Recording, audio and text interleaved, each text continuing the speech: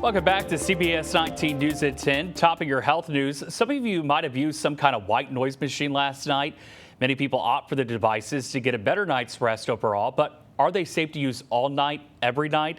Christine Pei looked into this.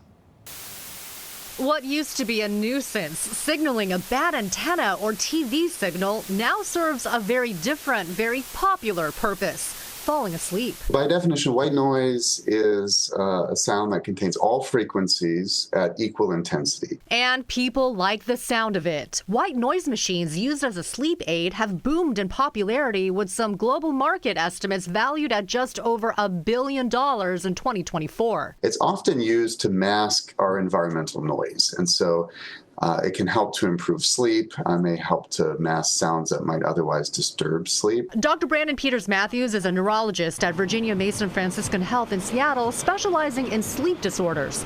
He says such devices are great at drowning out surrounding noise, things like a snoring partner, maybe a child in the next room, or outside traffic sounds. But HealthLink wants to know, is a white noise device or app safe for chronic long-term use, and could there be any cognitive impacts?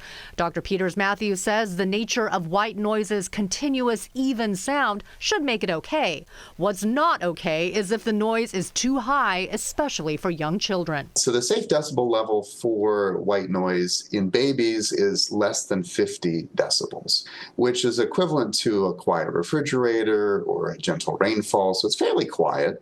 For adults, we generally like to keep it under 70. He says anything higher at sustained levels can lead to hearing loss over time.